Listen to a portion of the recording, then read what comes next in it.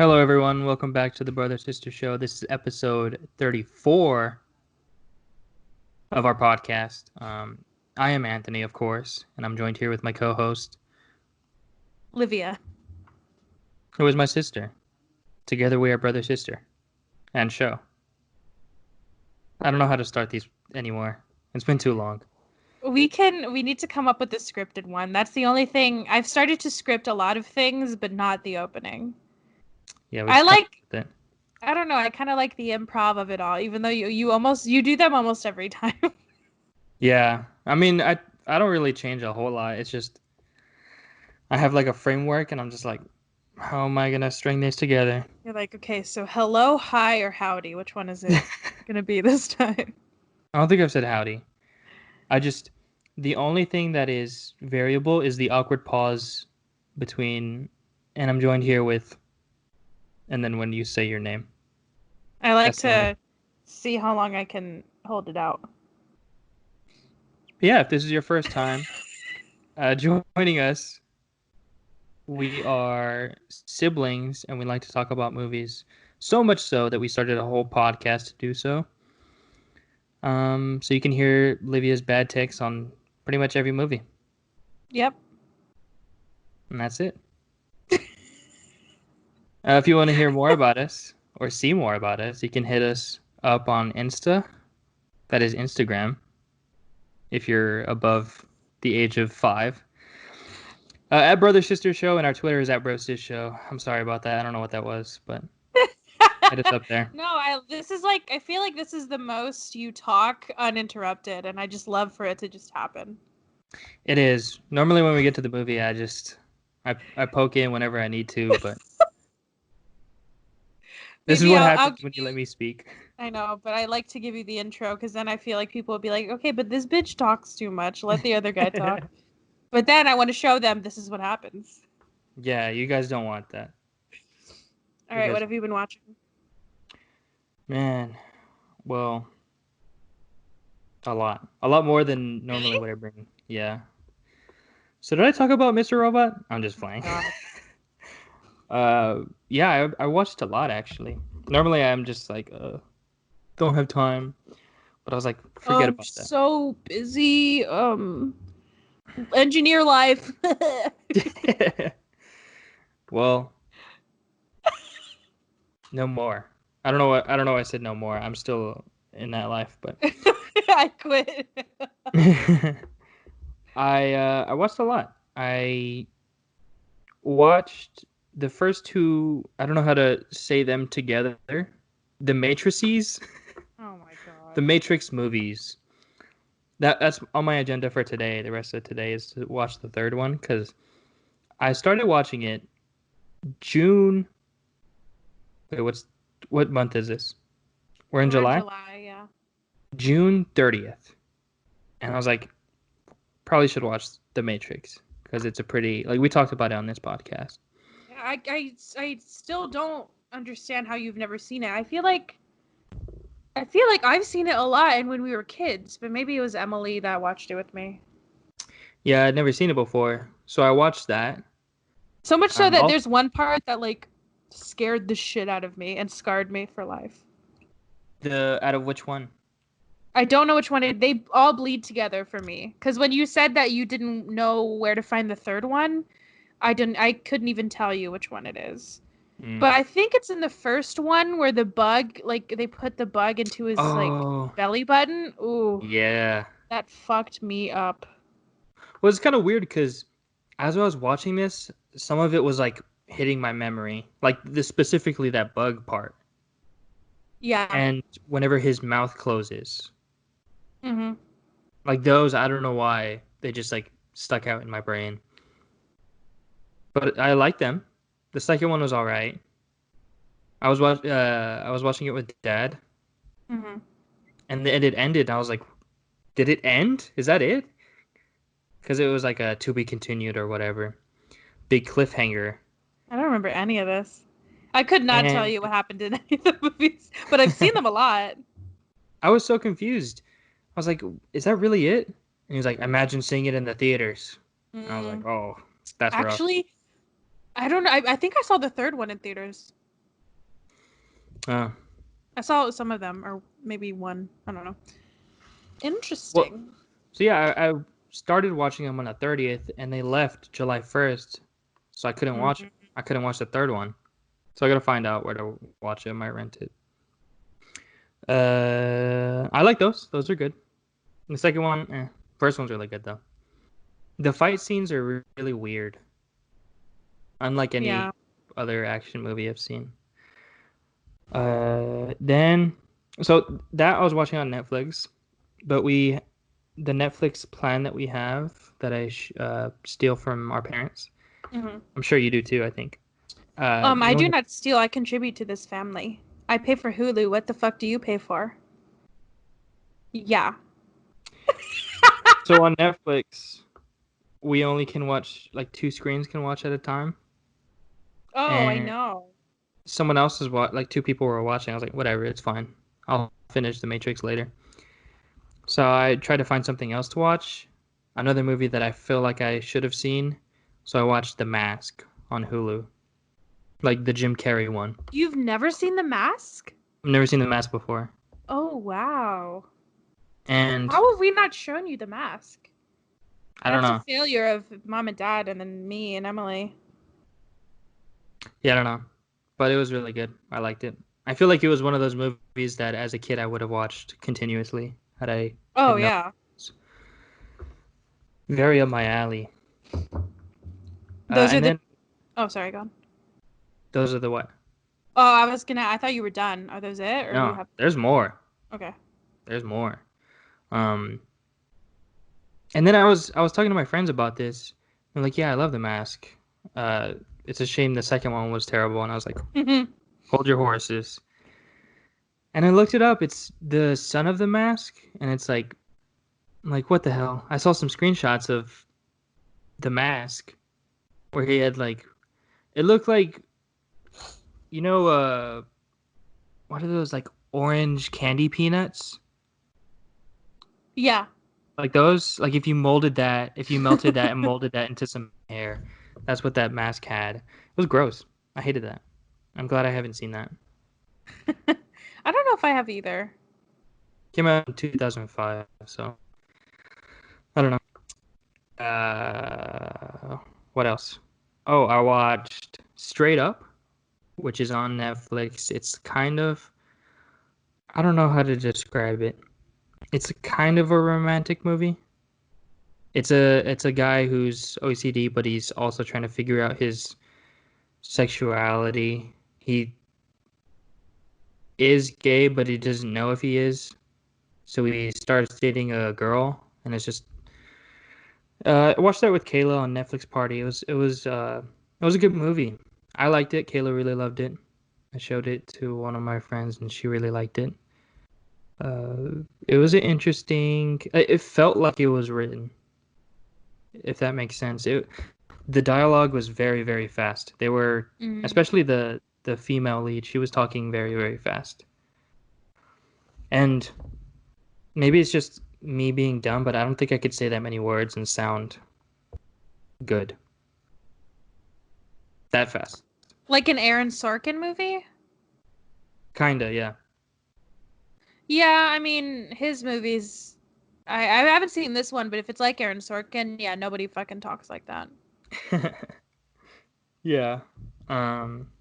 I don't So mind that, it though. I don't think movies need to like absolutely reflect reality, you know? no, it wasn't too distracting. I just kind of noticed it, and it kind of took me out of the movie experience. But I Mm. liked it.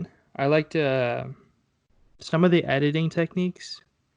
Kayla pointed out this really interesting thing. I don't want to go into it because it's kind of a spoiler, but it was an interesting way to show the main character's perception of the world, like because he has OCD. Just something happened to him, and just the way that he perceived it. I didn't even think of it like that. I just thought it was a weird way to edit, but it was cool. Uh, and then last night, I was watching. Sad to say that I watched the new Kevin Bacon movie. It's called You Should Have Left. Mm. It's a horror film. Oh, okay. It was not good. Not good. I don't think I think I've heard of it, but no, not worth it. What is it on? Yeah. I don't really know. I haven't looked up it. We just kind of watched it. Oh, interesting. What was I was not just good about it? It just was like not good at all. It was just like I didn't care about any of the characters. The little girl looked kind of weird. Kevin Bacon is old, and he's dating someone like in the movie. He's dating someone like half his age, Oh man. and it was dumb. Just the whole thing. The I wouldn't recommend you watch it, but it's just the entire thing. I don't get. It was so dumb, and it's not even that I didn't get it. Is I feel like I did get it, but it's just not what it was supposed to be. It was not good. That is all I have to say. Well, And that's all I watched. oh well. I I feel like I watched a lot, but I think I've just been so tapped into YouTuber and like Twitch streamer drama for some reason. Mm. I don't know. I don't even watch a lot of these people, but this drama is so interesting. I won't get into it too much because it'll take a long time. Um, but yeah, so I've been watching that. I've been like listening to a lot of podcasts, but I have noted two shows and a movie that I've been watching. And the first one is a show that I finished in one sitting called The Babysitter's Club. So it's based on a book, but it's also, I think they had a movie like in the 90s. And it's just like a kid show. It's really cheesy, kind of like dumb. There was a lot of times where I laughed because it was so just like cringy, cheesy, like where they would be like, I don't know. I don't know how to explain the kind of cheesiness of like a teen show, but then when they're like, and that's why you're my best friend, like that kind of stuff. And it just made me roll my eyes a lot, but I had a good time watching it. It was cute. It was wholesome. A not wholesome thing though that I've been watching is Unsolved Mysteries. I don't know if you've seen this, Anthony, but apparently it's a show. It used to be a show that had a host. Um, but it's basically what it sounds like. It's just a bunch of mysteries. I think most of them are like disappearances, deaths. I just watched one about UFOs. Um, and yeah, it's really interesting. It's a really well-made show. I think Netflix remade it or like rebooted it, rebooted it, Nice try. and it is pretty good. I haven't finished it yet. I'm gonna finish it probably tonight or however many episodes there are. Mom was very excited that it was back. Yeah, I was talking to her. That's when I realized that, or that she's the one who told me that it was a reboot because I had no idea. But I think I know what she's talking about now. Because Unsolved Mysteries does sound like it sounds familiar, but I thought it was like a book or something. Because I used to check out these books in the library where it'd be about like crop circles or just like a bunch of different like mysterious like scary things, but definitely recommend if you're really into true crime. It's really interesting, and it's a cool thing that they're doing though, because a lot of them are crimes. They're putting a spotlight on um crimes that people probably know something, like somebody knows something kind of thing. And at the end of every episode, they give you resources, like if you have any information or if you know something that could be helpful, then to like contact whoever or go to their website. So that's really cool. That's cool. Um, and a movie that I watched that I realized, I guess it's in the same vein of like you watching Matrix and The Mask, but I realized that I haven't seen Jaws ever. Yeah, me neither. Because it's one of my friends hosts a podcast, which I guess I can plug it here, called He's Right Behind You, where they talk about horror movies. Oh yeah. And the recent episode they put out, because the movie is based, I think it's based on or it's like centered in, or it sets, it's, what's it called? Set during 4th of July. So it's a good like 4th of July kind of movie. Um, but yeah, it's really good. It holds up. I didn't think I would like it because I don't really typically like older movies. Mm, But I really liked it.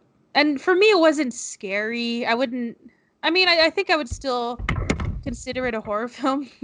my bad. Chill Completely out. knocked over the mic. I don't. Yeah, it wasn't like so scary. There was one part that was kind of creepy. Um, but yeah, it's pretty good. So I watched the movie and then I listened to her podcast because it's her. I think it's her favorite movie.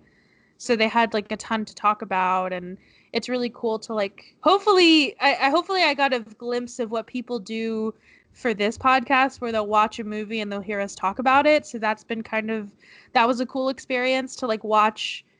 Because as soon as I saw that that's the movie they were talking about, I watched it and then I listened to the podcast, and it was a cool little experience because I don't really get to do that for us, obviously.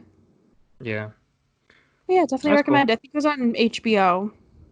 And Mm. apparently there's sequels. Dad told me that there's a like 2 and 3 and whatnot, and he told me don't even bother, that they're not good at all. Funny. All right. So now to movie news. I forgot to get your input on some, but I selected two things that I wanted to talk about. Um, Go the for it. first one is one that Mom actually just texted me about. She literally just asked me if I watched the trailer to that new Shia LaBeouf movie. And I did post it on I'm trying to like post different movie news on our Instagram. So I did post that there was a new trailer for this movie called The Tax Collector. And then I Hmm. watched it. And so basically, I have found a BuzzFeed article where people on Twitter were calling out this movie because it has Shia LaBeouf. He's the main character. He is the said tax collector.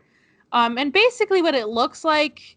Let me see if I can get a synopsis. But so the film follows two tax collectors, one played by Shia and then another played by Bobby Soto, who work for a crime lord named Wizard. And it also co-stars George Lopez and Cynthia Carmona. And it's getting a lot of backlash because people are saying that Shia LaBeouf's role in it specifically is they're calling him out for brown facing. So, Uh, yeah. So immediately the trailer was released. The film received backlash from many who believed it features brown facing and others who called out Shia's use of a quote cholo accent. And oh, I gotta watch this trailer so now. I watched some of the trailer and I see what people are saying, especially knowing what a cholo is. So I'm assuming a lot of the people that are listening might know, but let me give a little definition that BuzzFeed provides us. So by definition, a cholo means a man or boy of Mexican descent. The term originated as a derogatory term for people of mixed blood heritage and is usually associated with young Latino males who are members of street gangs.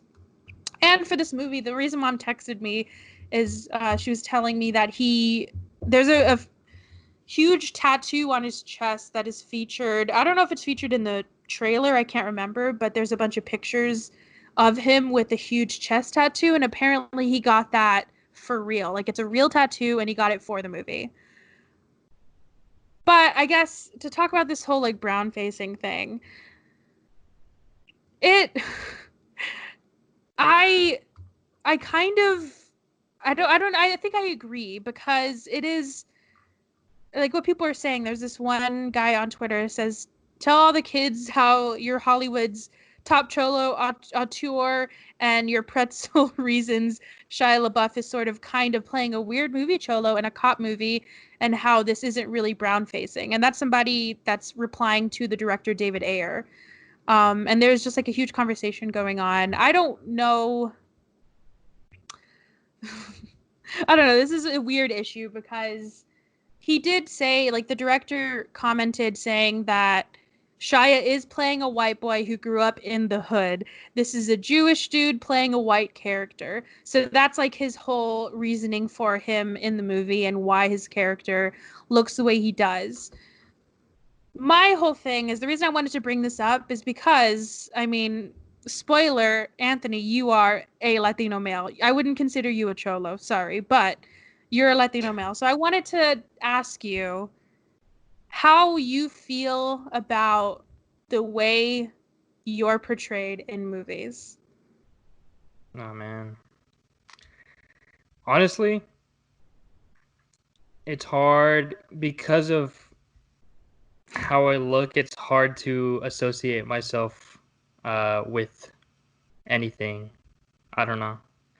And I think for me, that's the point. So, like, I watched this trailer, and honestly, I did see a problem with Shia being like the lead of this movie because I mean I've never met somebody in a gang, so I don't know how it works. I don't know if there actually is a white man at the head of the gang. But my whole thing about movies that feature any sort of like Mexican or Chicano culture is that why, oh why is it always gangsters? It's either we either get a gangster movie or we get Day of the Dead. Which, like, no disrespect to like Coco or good, like movies like that, but like, why? Like, because you feel like you're not being represented because when you are like, quote unquote, represented, it's not. It doesn't look like you. You know, you don't see anybody that looks like you on screen. But I don't know. Do you feel any sort of way? Like, did you see that trailer with that movie Peppermint that came out a few years ago with Peppermint? Jennifer Garner? So it's basically Jennifer Garner and her white family are like at a carnival, and a gang Oh, full of yeah. Mexicans just like show up and shoot up the place. Which, first of all, that does that even happen? But like, I don't know. Because I feel some sort of way when I see movies like this. Because like I said, I mean, I would love to see a movie that represents my experience as a Latino woman. But like, I just wonder how you feel about the way that you're represent, or I guess the lack of representation. Like, what do you when you see trailers like that Peppermint one? How do you feel about that? I don't think I've ever asked you that. I don't know. It's This is gonna sound weird, but I never thought I was Hispanic growing up just because I'm so pale. Yeah. So I don't know, I've always had that kind of separation from, I guess, that like I don't know, I just there is a lack of representation, but I never saw it because I never felt a part of it, Mm. if that makes any sense. Do you think the media does have a part in that? Because like, to me, what it boils down to, because I feel the same exact way, but I think in my experience, because when there is a Latino woman on screen, she's like you said, she's darker, or she's like tannish, you know. We're pretty light skinned, like our family has just that's just how we look. But the main things that are the difference to me is that they almost always have an accent. They're all Yeah. like really curvy. They're not like fat, but they're just like curvy in all the like best places. They are always like maids or people that are like into the service industry. They're always really sexualized. Like it's just all these things that I don't identify with, you know? So I wonder if the media has a part in you not feeling like you belong in this like culture because you don't have tattoos, you are lighter, you know. Like, I'm sure it does. And I don't know, it's just maybe it's so ingrained that I don't think about it. I honestly yeah. don't. Um, I don't know. That's a good question that I don't have an answer. I'm sorry. No, I didn't want you to have to like answer it. I just yeah, I should have told you to watch this trailer, but I don't know. The whole like there is a good conversation happening about like appropriation and That's good. whatnot, but I don't know. I'm curious to see what Shia has to say about all this because right now it's only been the director. But How yeah, long just is thought I'd this bring that trailer? up How long has this trailer been out? like a couple of days. Oh, okay. I'll take a look. That's interesting. Well, To get lighter, there's the wildest news. Other than that, the wildest news I think I've seen in a while that Jason Momoa is Frosty the Snowman. oh, this is official? Yes. So I found a quote or like an article about it. Let me see. So it's talking about like how like Jason Momoa made Aquaman, right? And he was in Game of Thrones, which is all owned by Warner Brothers, and this new movie is actually also being made by Warner Brothers. And the people are writing about the fact that he kept this relationship with Warner Brothers by this week signing on to be the voice of the classic Christmas character Frosty the Snowman in a new live action CGI hybrid movie. So Frosty Yo, himself will be CGI with Momoa's voice. And he is also going to produce it along with DC Comics' Jeff Johns. there's so much more to the story than what you said on the Discord. I Yeah. didn't read the link, but is that the article you're talking about? I don't. It might be. That was from Twitter. This one I just looked up to see if I can get more information. Uh, oh, that was from Twitter. Yo, what? Who needs this? Yeah, I don't understand. I'm trying to picture it. Aquaman, Jason Momoa's voice as Frosty. Why? Surfer dude, Frosty the Snowman. That's all I'm getting. I I'll want to close know my what the eyes. story's gonna be. Is it just gonna be the Frosty like wants to go surf. maybe? Is it just gonna be the regular? I mean, I don't know if I've seen the actual cartoon of it in a long time, but I don't remember what that was about. Did it? The article say when this is supposed to come out? No. Oh man, that's why. There's so much time and effort that's put into movies that shouldn't be made.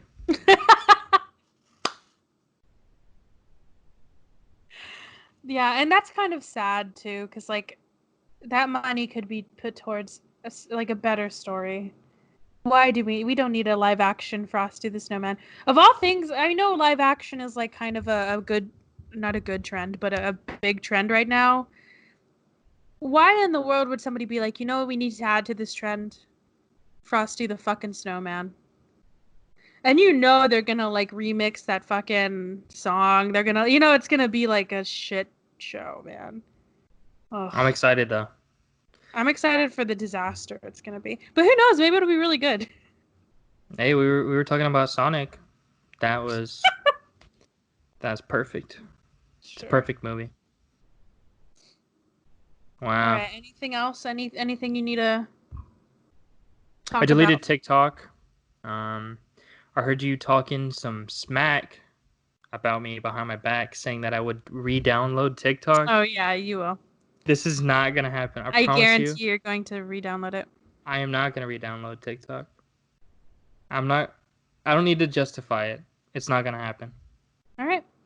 I Let think you're it let it going be to, heard. but Episode 34 of this podcast is the last time you will hear me. You'll never hear me say that I re-download TikTok. That's all I'm I gonna think say. you will. I could Why are you guarantee so it. sure? I don't know. I just am. Like you can think that. It just bothers me that you're so sure. Because you are going to re-download it. Stop it now. I mostly am saying that. So part of me, I think it's like 20% of me believes you actually are going to. The 80% just is happy about how mad you are that I believe that. But you are going to re-download it, so I don't know why you're making this big announcement. Yeah, whatever. Do Especially you have because any I more? found a video that that would be good for that trend. Did you see the flashback trend? When No. people would like, there's like a flashback like filter, and it shows a different video. And I have a video of you that I didn't find it. Like it's in my camera roll, but I forgot I had it. where you like threw something. Oh, I know exactly what you're talking about. I know exactly what you're talking about. That would And I be a have a good perfect because it setup. doesn't. How would you do it? Something like I don't know, but like the before would be something like I mess up and I'm like, I'm so sorry, Jesus. And then that's when you throw it back. Or you could do that one something dramatic changed my life check, or something happened that was dramatic Oh, changed my life check. we should probably explain what the video is. Do you want to go ahead and explain? I don't want to explain. No, I'm kidding. Yeah, so you threw I don't know, you threw something at into the room that mom and I were sitting in the workout room, and you perfectly hit this Jesus on the cross that was like above the door, and it fell and instantly shattered into like 5 pieces. Yeah, And it's then just you me. were like yelling, and so I took a video. It's such a chaotic video because Patty's there and she's like trying to smell it, but you yell, and so she runs away. And then Homer says, I watched it so many times, but Homer says, you forgot this piece. And so he like gives you another piece, and then you just like scream, and Dad's saying something in the background. It's just so much things happening. And I'm like moving the camera around, like zooming in and out. Yeah. Maybe I'll release it on the Oh Instagram. gosh. No, the Discord. Okay. So if Go to you our Discord. by the time this episode is out, the video will be on the Discord. So join our Discord. It's the link in our Instagram bio. I think We Twitter talked. too. Yeah, it should be there. We talked about Jason Momoa before. It wasn't a deep conversation, but No. it was fun. You got to see some funny pictures. I don't know. Join. It's fun. All right. Uh, So let's take a quick break, and then we'll be back to talk about Tiger Tail. Helium Crafts is a company run by 3 generations of, you guessed it, our family. My mom and grandma handmade crafts like scrunchies, aprons, pen pouches, shirts, and much more. You name it, and they'll figure out how to make it. Each craft is handmade with love, but most importantly, unique and stylish fabrics.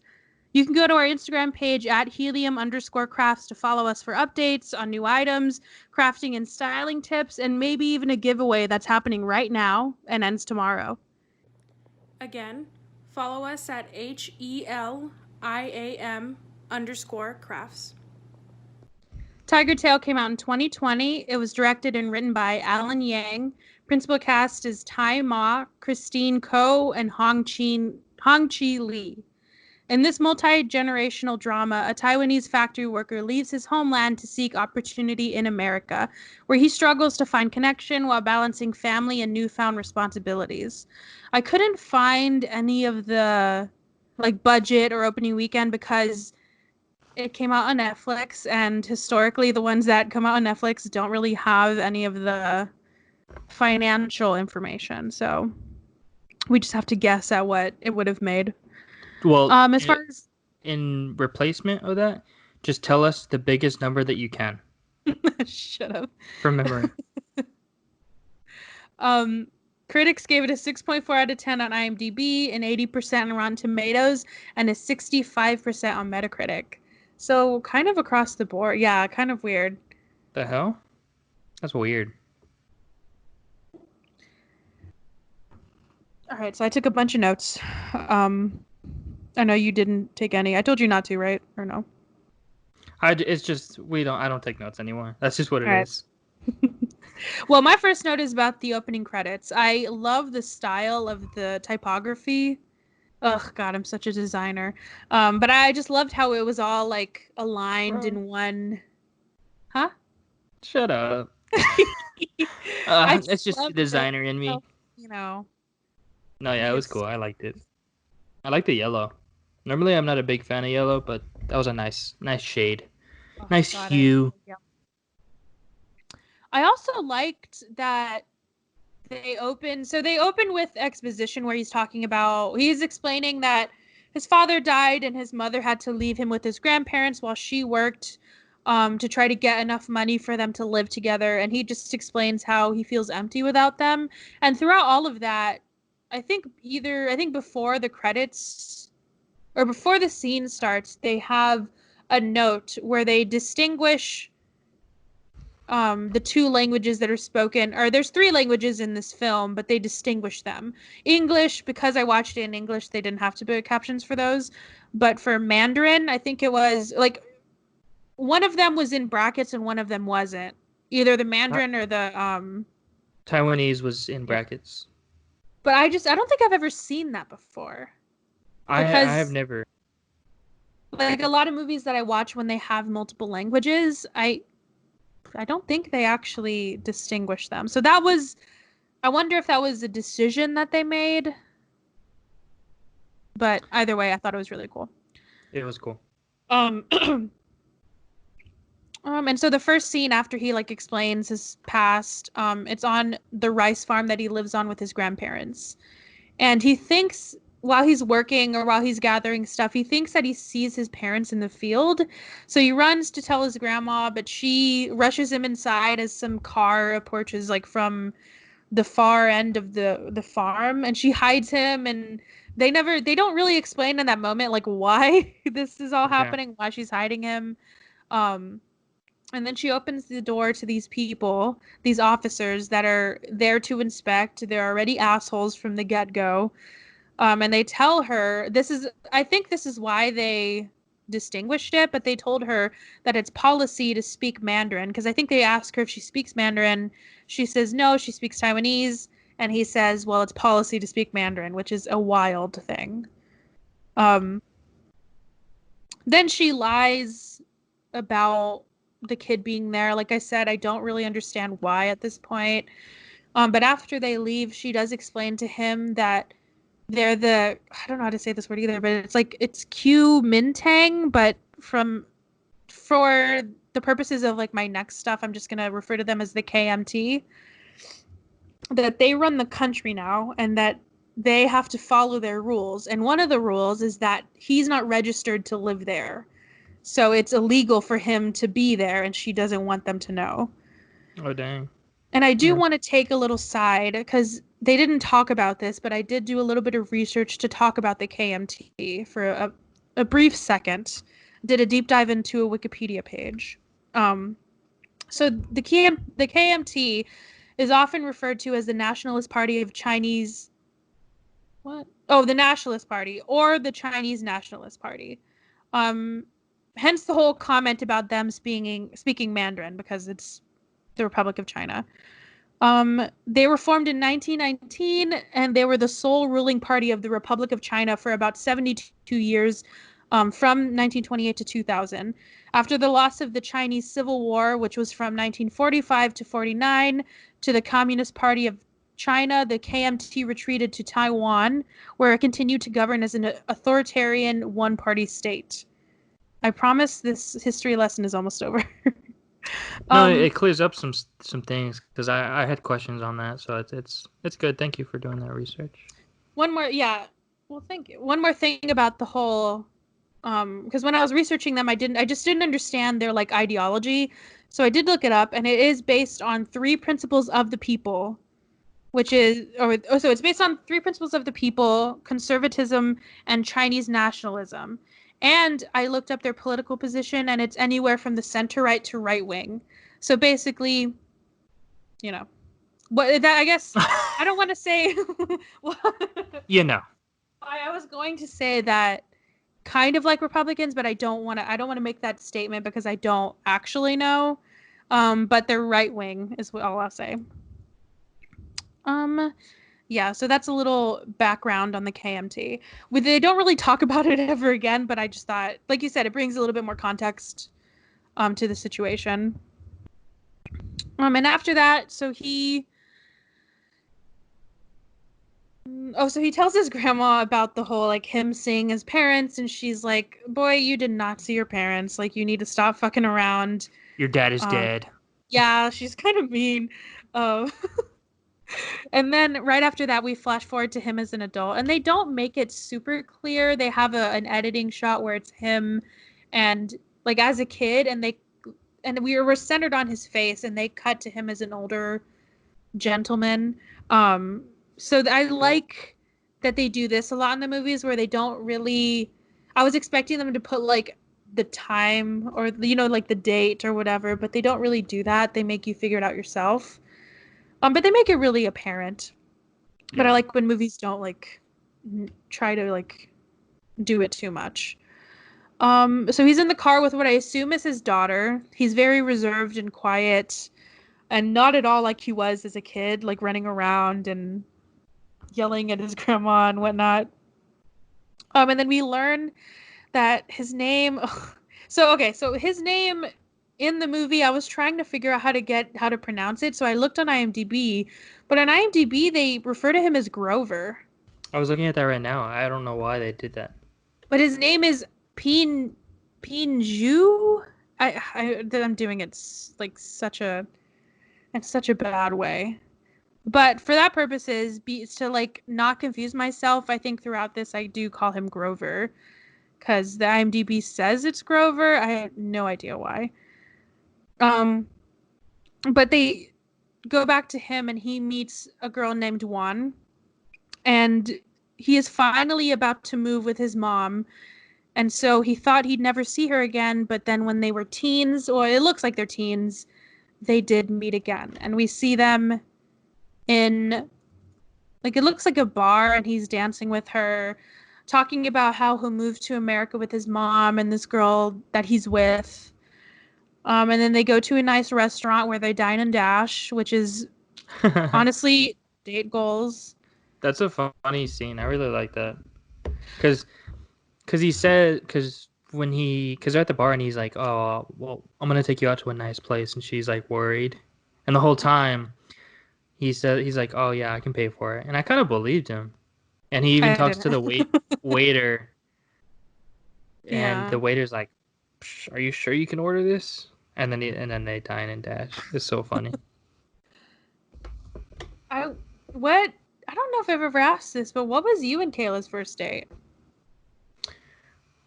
Our first date, we went to the opera. Yeah. We saw. I know exactly which. You know what that reminds me of? Sorry. That reminds me of Middleditch and Schwartz. Oh. Wait. The wedding episode where he's like, because he was talking about his like origin story, how he like dated her and they went to the opera, and he was like, where are there fucking middle schoolers going to the opera? Yeah. yeah, exactly. Sorry, go on. We saw this opera called Il Trovatore. We both fell asleep. You like made a conscious decision to take her to the opera? I'm going to say this and it's going to sound bad. But it was an extra credit assignment for one of my classes. And I thought it would be fun. No, I would judge you more if you like, if that was just, you just decided to do that. Because then I'd be like, how the fuck is she still with you? It was opera.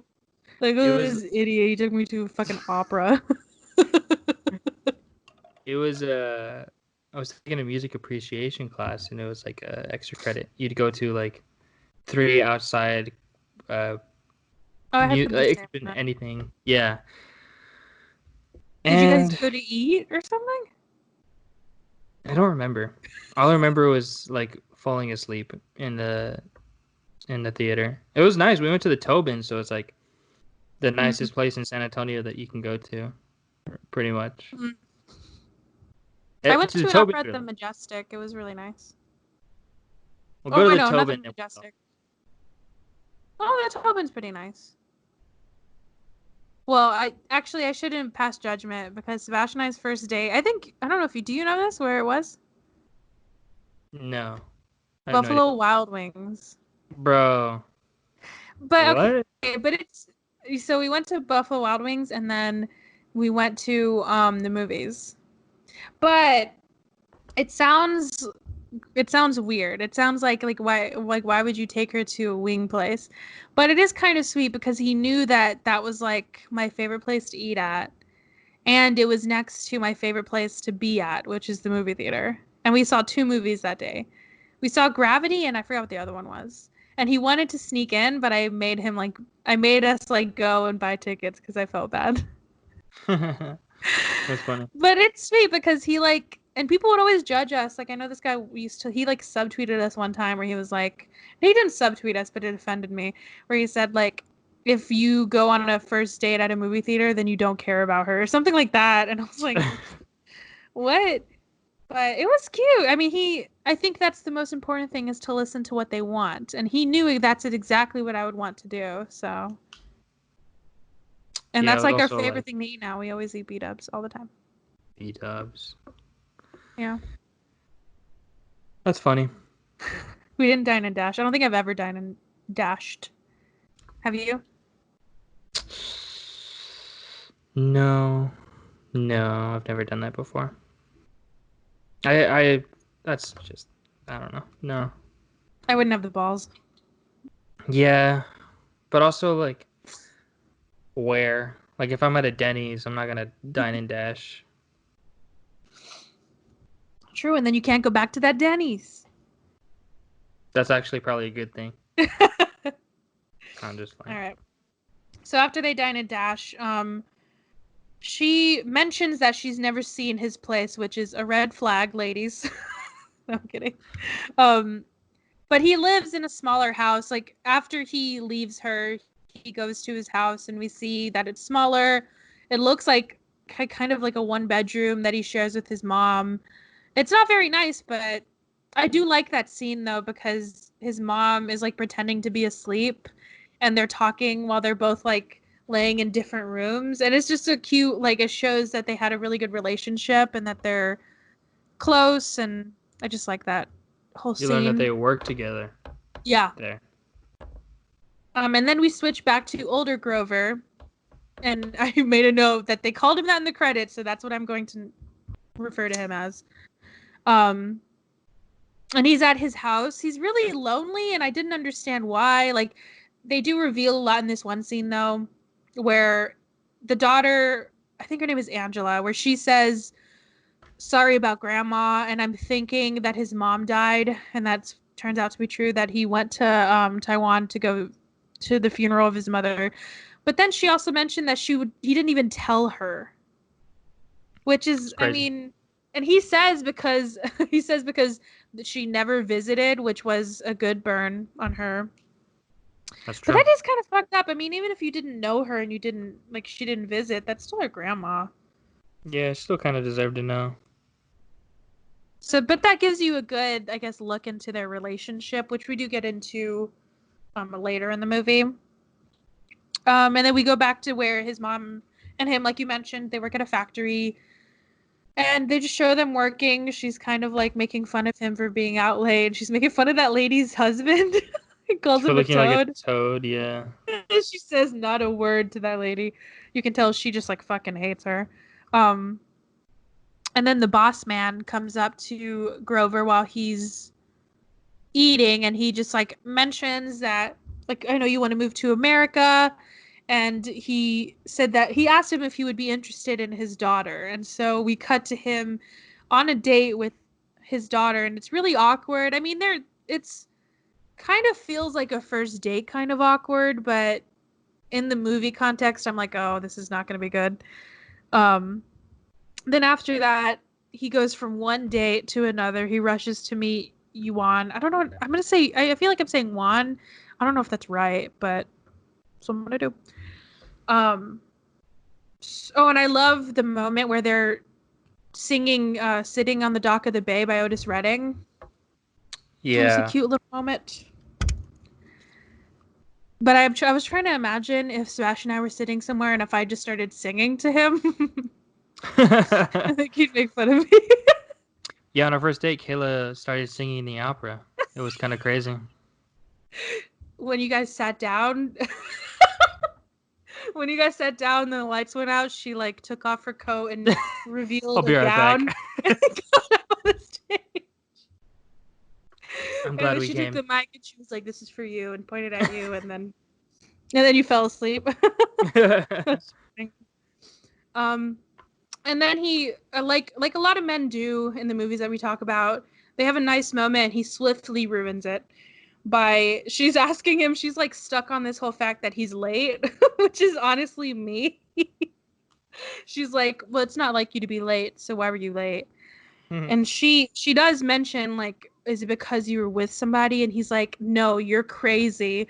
It's gaslighting to the finest right there. Don't be silly. I think he did say, he was like, don't be crazy. Oh God, what a nightmare. And then he finally, like, he gets her to forgive him by showing her where he lives, which is actually, to him, is a very intimate thing to, like, because he's been avoiding it for so long. Um, and then we cut out to him back when he's older.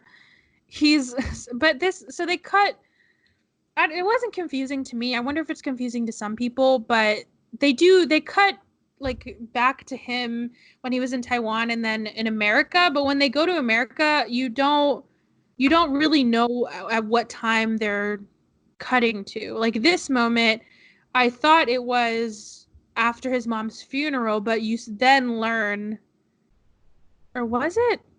I don't know. The timeline was kind of confusing. With the American timeline was kind of confusing to me. Because we cut back to him when he's older and he's in his daughter's apartment and he's kind of like berating her for being with a guy that can't support her. And he said he was just like talking the most shit about this guy, and we have not even met him. And he just said that he's not ambitious, and he roasts the shit out of the fact that, or no, she roasts the shit out of the fact that his marriage isn't great. So she's like, why are you talking to me about this shit? I don't know. And the conversation, I wonder how you felt about this conversation, because it felt really stiff to me. Like the fact that they weren't moving, and like, so she was moving into this apartment and she was standing like with a bunch of boxes, but he was just like standing there. The blocking just felt kind of off to me. It felt like very representative of their relationship. Um, Yeah. he was just kind of standoffish her whole life. Oh. So I didn't really Maybe that's why stick to me out I to was like, me. yeah. Yeah. I just can't imagine like me and dad just like standing in my apartment, just like talking to each other. You know what I mean? Like it just felt weird to just like stand and not move. Well, maybe they're in a pandemic, so it makes Oh my God. sense. They had to be 6 feet apart. Yeah. All right. So we get back to the factory and his mom's hand gets hurt, but like, so he gets mad at the boss guy. He's like, hey, what the fuck? But honestly, he caused that. He like pushed her into it. Yeah, what was he even doing? Like it was just a weird that whole Yeah. interaction felt weird because she was pouring something. I also didn't know what their job was exactly, but like why? Why was he even like messing with her? Because I guess he was like, it was so weird because he was saying that it was dangerous and that's why he didn't want her to pour it. But then he was like moving her hand like back and forth. It was so dumb where she got hurt and then he was like, hey, to the boss guy. And then the boss's reaction was really funny though. The like hand wave where he was like, she's fine. Yeah. But after that, he obviously doesn't want her to work there anymore. And she's like, I don't really have a fucking choice, dude. Like, what do you want me to do? Um, and because of that, he decides to marry I called her the factory girl, to help his mom not have to work anymore. But it's not, she doesn't work at the factory. It's the guy that owns the factory. That's his daughter.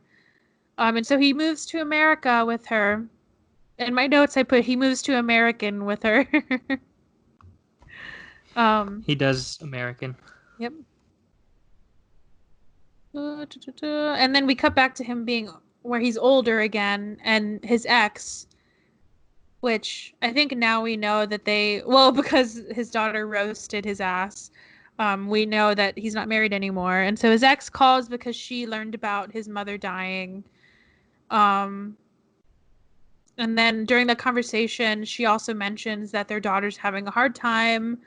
And I took a quote from their conversation where he says, we live separate lives, which is such a sad thing to think about your daughter. I mean, and I feel like this is such a movie that makes you reflect on your own relationship with your parents. And I guess that is true. Like me and mom and dad, like we do live separate lives, but to think of it in like that you're not a part of that, like that's how we meant it, I think, is like, oh, but her life is like nothing to do with mine. That's such a sad thing. Yeah. It's sad. Sorry, can you say that again? This movie was really sad. Yeah, and it's really like somber too, just throughout like the dialogue, the way it's lit, like how everything is blocked, especially when he like the scenes where he's by himself. I think it was just too real for me because it reminded me of like how I probably if you were to film a movie about my living situation now, it would be exactly him where he's like doing dishes by himself. He the scene that broke my heart, I think it's a little bit later, but where he makes himself a cup of tea and he sits down to drink it, and then they have like a flashback and then he just gets up and washes the dishes. That is like me in a nutshell right now. So sad. Yeah, that Um hit. but yeah, so this whole I think so the biggest relationship in this movie, there's a bunch of different relationships, but the one that stood out to me was the one with him and his daughter.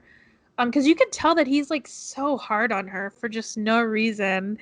I think this is where they cut back to her in the where she's doing the piano recital and she messes up and he's just like he's just shaking his head and he tells her to stop crying. Like I just wonder if because this movie is about like the parents are immigrants, I just wonder if that speaks true to like parents in general, or if that's a very like immigrant, like child of an immigrant thing. Um, but yeah, but that must be like to think of it from the parents' perspective, though. That must be hard to like. He mentions this a couple of times where he says that he just wanted the best for her. So to think that you're doing the best for your kid, but end up like just fucking them up, that Yeah. must suck. Um, and then we see that it looks like Eric, which was the guy that Angela was with, he leaves her. And so we like never see him again. He's just in that Yeah. one scene where he leaves and then never to see it again. Um yeah, so we see them now when he's younger and they just moved to America and it's not at all what he expected. Imagine that. But he did stick it out. And I love the part where they go to their apartment for the first time and they're looking around and it's like the shittiest apartment and they're like, well, there's a window. And I said that that's me and probably you when we moved into our dorms. Bro, man, that's Dude, dorms are, and I didn't realize until now, like living, you probably will see this when you live in an apartment for yourself, like that you pay for yourself. It's just like dorms are so sad, especially the one that like me and you lived in. Like the one that you lived in your freshman, like your first year A&M looked exactly like the one that I lived in my first year at UNT, and they're so sad. They look like jail cells. yeah, cause I'm moving into a new place and like we're getting stuff, Kayla and I, and she's like asking all these things and honestly at the bottom line is as long as it's not a dorm, I'm fine. Cause I've been slumming it. I wonder, this might be, I could probably text her, but this is me talking to Kayla. I have some stuff that I don't want, so maybe I'll send them to y'all and see if you want it. But Yeah. yeah. But it is nice to like, I mean, they do turn it into a cute little space with like a couch and so it isn't that bad and it kind of is Mm-hmm. just what you make it. Um and they show now we get to see them as a couple because they met so fast and they left so fast, so this is the first time we're seeing them actually interact and it just feels I just feel bad for them, especially that scene where he's like puts on music and he's like, do you dance? And she said, no, I get too embarrassed. And he's like, well, I used to dance. And she asks him if he wants to dance, and he's like, no, thanks. Like, it must suck to not feel like you can be yourself with your significant other. I Yeah, don't know, that that's just a feels like such a scary trap. especially in like a new environment because they don't know Oh, anyone. They're he's trying to find work, and you want to have this one person that you can share all that with. But even then, you're just even they're kind of a stranger as well. I can't even imagine. oh. I mean, it's already a lonely environment, and then on top of that, you just like like you said, the person you're with, you have no idea who that is, or if you even like them. Hmm. Um, but he does find a job, and she does meet a friend, which I fucking love this friend. She's so funny. Um, and one thing I did like there was a little bit of hope for their relationship when he brings the piano. He like Hmm. surprises her with the piano, and he says that he like they can learn together. And it's a really sweet moment, but they like flash forward. They have this really nice flash forward moment where it's like showing that at least a year has passed, where he's like opening and closing the store, and she's just like they're going around doing whatever they do. And I like the moment of he goes home and there's no food in the fridge and she's not there, and we see the piano and it's like never been used. So I really love. I think that brings a good it's a good example of like the director Alan Yang. I think he does this in his shows too, because I think before this he's primarily written and directed shows. But it's a good way to show what's happening with characters without dialogue. Yeah, a long duration of time. Like you can tell, it's been a long time since that last interaction between them that we fully see. Mm-hmm. And yeah, I really like that part because It's the really music that smart. plays is yeah really smart. Is the the the music that plays is the piano that he plays that he learned when he got the piano. Yeah. So good. Um, and then that night where he gets mad that she's not there and there's no food, and like, bitch, get your own food. But he calls his mom and asks if she can move because he's like, we're ready, even though they still have that smallest apartment. But she doesn't want to, and I didn't realize until this moment where she says it, but he didn't really ask her if that's what she wanted. Like his whole thing was that he wanted to move here and he wanted to be able to bring his mom here, but that was only his plan. He never asked her if that's what she wanted. Mm-hmm. And then his wife comes home and she is talking about going to school and wanting to be a teacher, and he's just such an ass about it. He's like, well, you don't need to work when you have kids, which is, oh man, I would have punched him in the dick. That's so, I hate that, because she's like showing that she's passionate about something, and that just because he's miserable doesn't mean she has to be, and it's so annoying. Yeah. But I do love this next scene with her friend where she's like, fuck him, basically. And I said that Yeah. she's me, where she turns the wife against him and she takes her to eat ice cream. That's me in a nutshell. Mm-hmm. Um, but then right after she decides I'm just gonna fucking go to school, fuck him, she's pregnant. I also wanted to ask you, have you ever seen a pregnancy test like that before? No, it looked weird. I thought it was so like incense or something. well, I don't know if you have the page open, but I did link Oh my out to gosh. like, or Is you this can another just quiz? no. You can just look up vintage pregnancy test, but I wanted you to see like an ad for it. The one I linked specifically is an old ad for the exact pregnancy test that she had, where it's basically a science project. Yeah, that looks 'Cause weird. that's how you had to do it back then, and it took. And well, I don't know if it says in here, but can you guess how long it takes for this one to get a result? This like cube one, Yeah, I'd say like a couple days, 2 or 3 days. I don't know, 2 hours.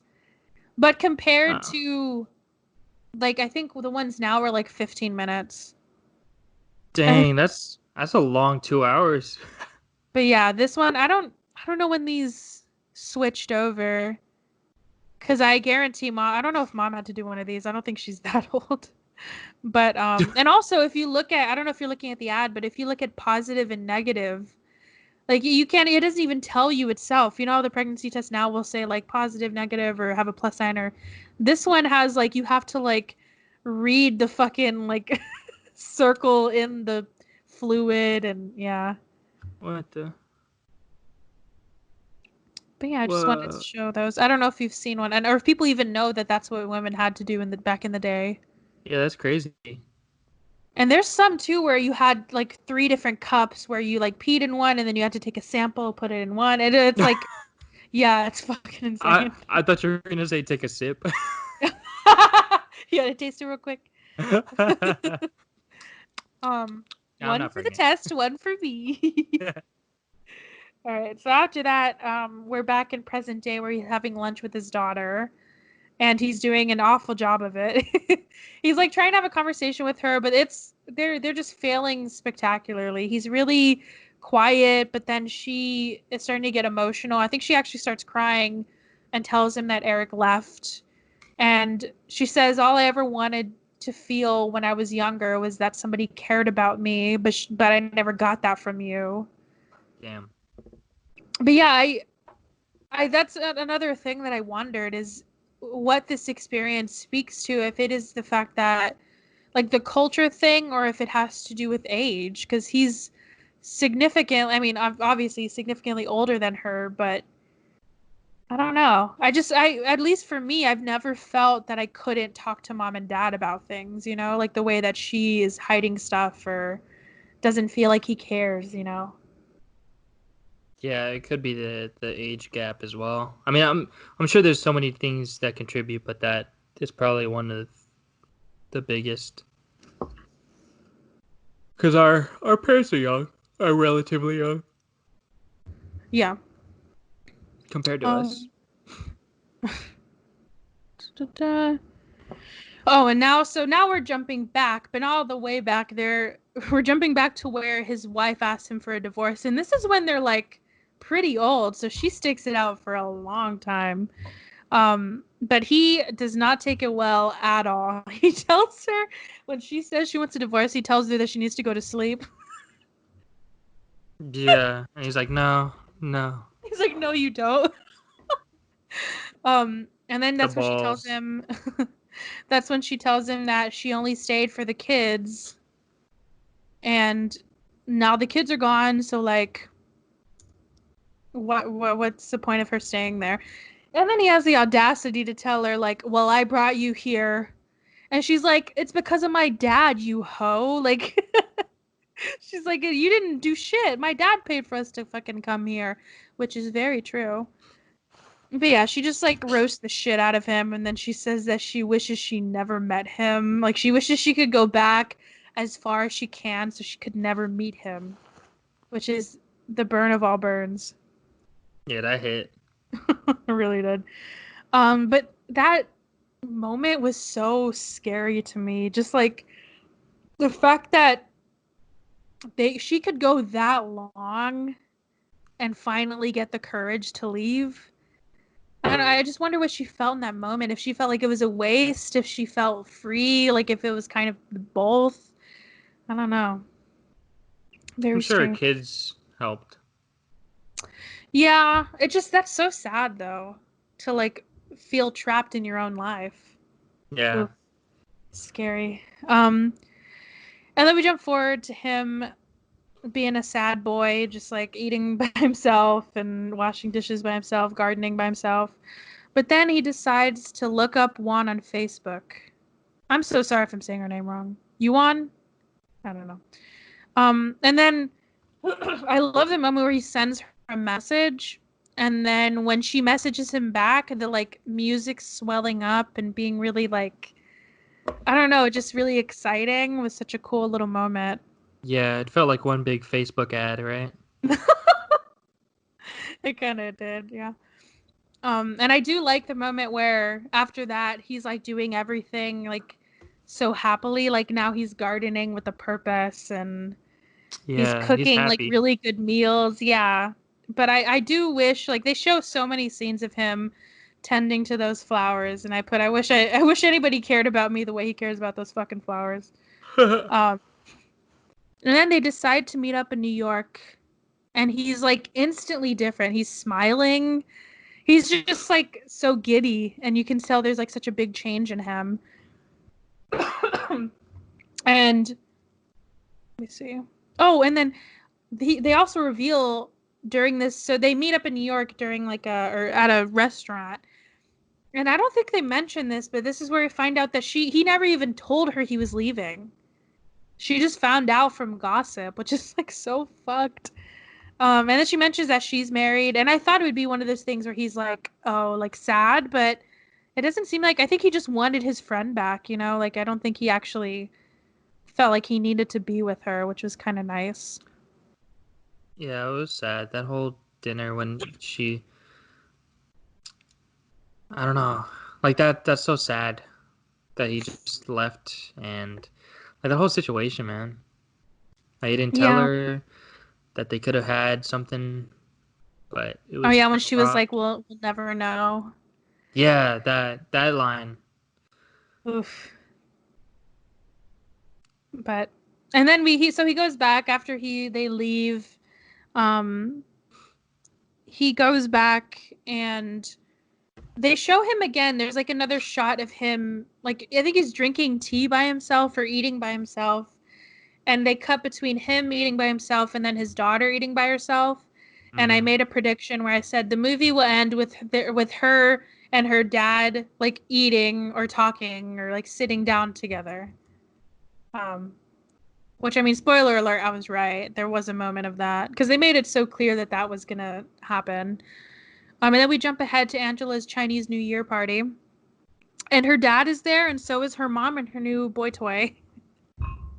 And her mom did become a teacher, which is kind of nice to see that. Yeah. And she looks Traveling. happy. Oh yeah, traveling. Her new beau looks like he's obsessed with her, which is nice. And then her dad like stays to help her clean, and I told it, or I called it an awkward tea time is what they were having. And I love the teapot that she was pouring in. It was like a clear teapot, so cute. And then she finally opens up to her dad about Eric, like what happened and why they ended, and then he finally opens up to her about Yuan.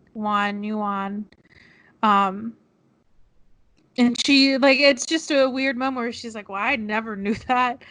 And then I think my favorite sequence or favorite scene of the whole movie is when they travel to Taiwan together, and he brings her to the field from the very beginning, and he basically takes her on a pilgrimage throughout his whole life.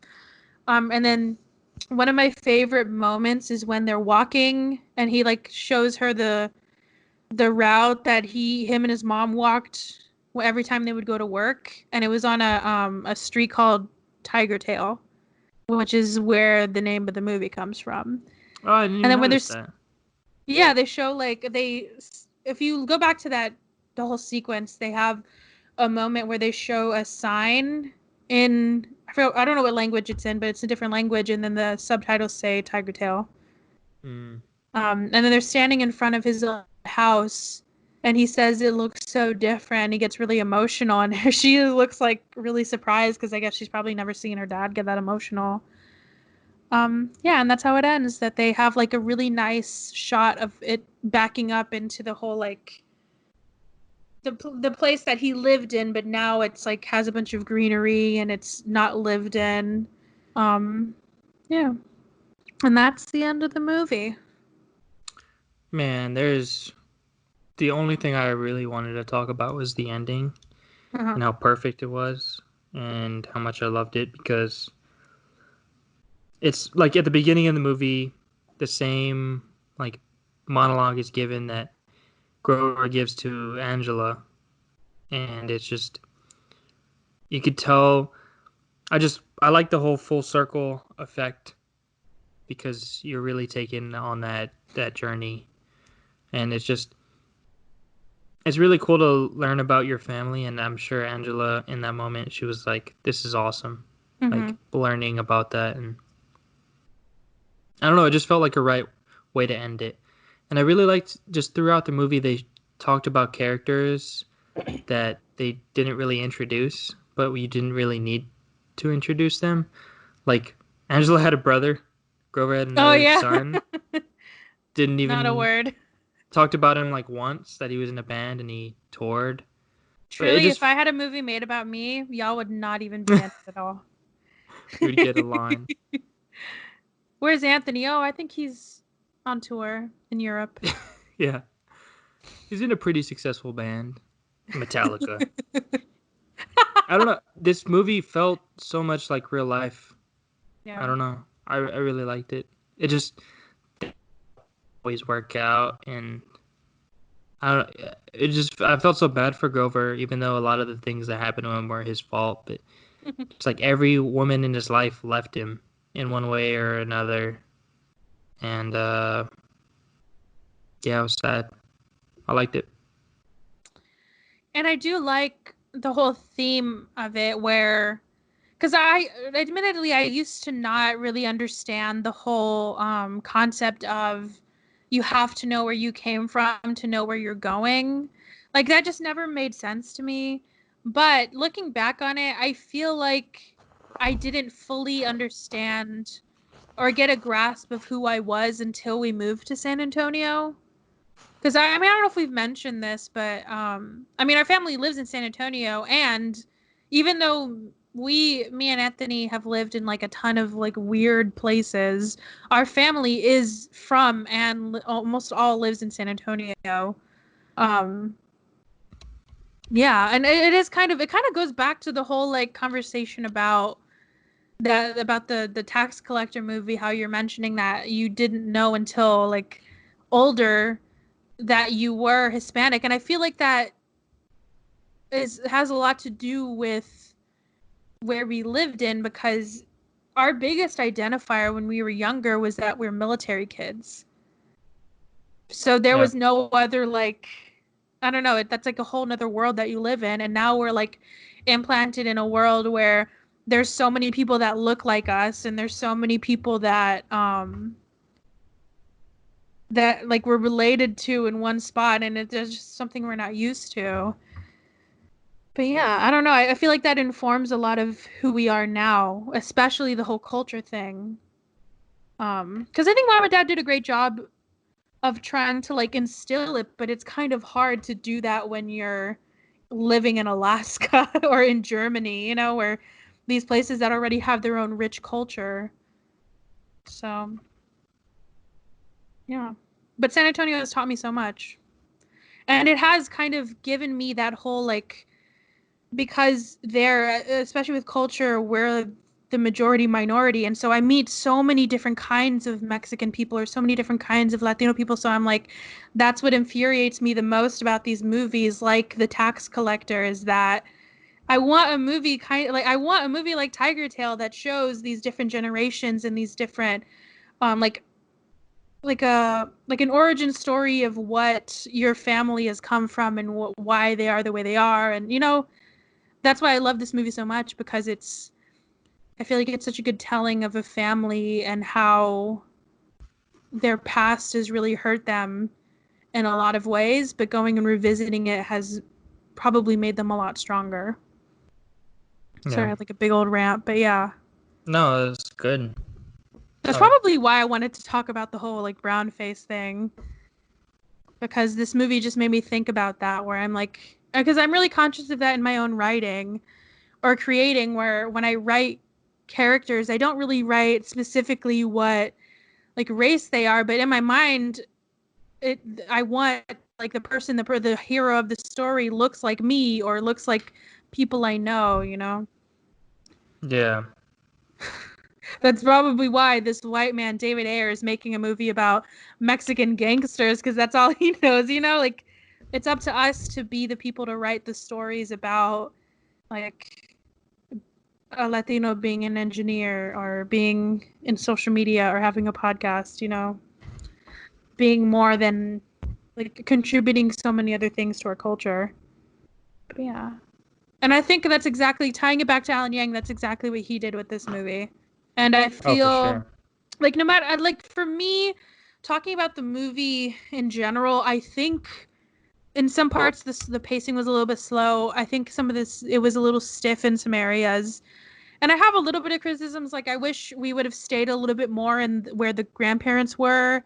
I really liked that area and that story, and I wish that would have been more a part of it. But with that being said, I feel like this movie I loved it. I think it was really good. I probably would go more towards Rotten Tomatoes, like the 80, like 70 to 80-ish percentage is what I would give it. And I just feel really appreciative of people like Alan Yang for making a story that is familiar to him, because that is truly, my opinion is, that is truly the answer to representation, and to the lack of it is letting people like him, letting people of different point of views make movies like this, you know. I think he's contributing so much to this, to cinema in general, by making this movie, and that's why I appreciate no matter how I feel about this movie, I appreciate it so much. For Sorry. sure. Yeah. No. That's perfect. I have nothing else to add. As well Oh, said. I have one fun fact. The only fun fact that they had. But I don't know if you noticed this in the movie, but all of the flashback scenes were shot in 16 millimeter film, while all the present day scenes were shot in digital. Yeah. Such a Yeah, I cool could tell little... that. There's definitely more like grain to the like flashback older scenes, which I liked. I think it added a lot to it too, because part of me is like, I just love film, so I would have loved to see the whole movie in film, but I love that intentional decision to make it feel, because like to make it feel different when you're flashing back and forth. Yeah. And you were saying earlier that he didn't the director didn't like spell it out when these different time periods took place, and that's just on a more technical side. That's what helps contribute, as well as like just the story itself. Um, Oh yeah, yeah, that's I think it's a he's... really cool. Oh, you can tell just through this movie that he is really smart, and I think he's a great writer in that he writes really good dialogue, but also he uses... It's kind of like using this is a bad analogy, but like when people say like use every part of the like animal, you know, like of Ye- the pig or whatever, like he uses every single element of a movie to tell the story. Like he used the whole, like the context clues of the piano, he used the visuals of the film, he used the music, like a bunch of other things to tell the story rather than just the dialogue or whatever. yeah, good movie. Very good. All right. What is your pick for So next week? since this movie Tiger Tail was pretty much a big Facebook ad, Oh no. is why not learn how Facebook was made by watching The Social Network on Netflix? Oh no. That podcast is going to be like 2 hours. I already know it. Well, That that's is that why you like smiled a little bit when I mentioned Aaron Sorkin? maybe. Oh man. The Social Network is... it might be my one of my favorite movies I've ever seen. I'll talk more I about need it to next time. rewatch it. But you haven't... oh, when's the last time you seen it? Like the fall semester of 2019. So not that long ago. Oh. But I need to just because I'm in the industry. It's just so interesting to The me. industry. The Yeah. industry. Oh man, this movie, like I can directly point at this movie for the reason I love movies so much is because of this movie. And I have a terrible memory, but I remember so distinctly watching this movie and being like, you can do this? Like I had This is no allowed. fucking clue. Yeah. Because I was so used to watching like the shittiest movies with my friends. We would watch like the terrible horror films, and like it was fun, and like comedies and stuff. And then I watched this movie and I was like, what the fuck is this? Yeah. Yeah, we talked about it in our before everything happened, when we thought 2020 was going to be a good year. We Mhm. talked like the best of the Oh, 2010s. yeah. Talked about it then. So why not? And I liked I like the joke that Tiger Tail is just a big Facebook ad. Such a dumb joke. All right.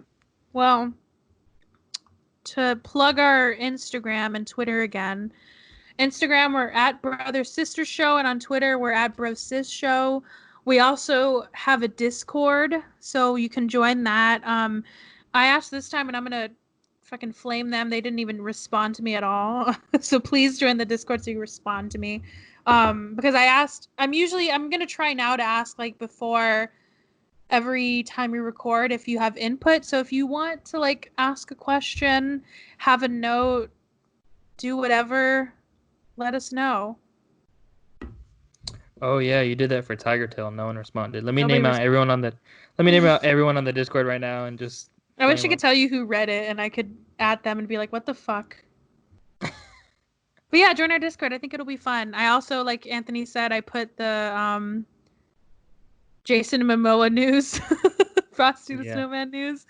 Um, I don't know if you saw this, but on Discord you could add like roles, and I put us as yeah, like I saw. admins. Do you see what our roles are called? Yeah, brother and sister. Oh, perfect. I'm glad you could see that. I gotta add the old logo as an emoji as well. Okay. Oh yeah, and we can add emojis. I forgot about that. It's fun. Join us, please. Yeah. All right. See you next time. Wear a mask. Stay safe. Bye. Bye.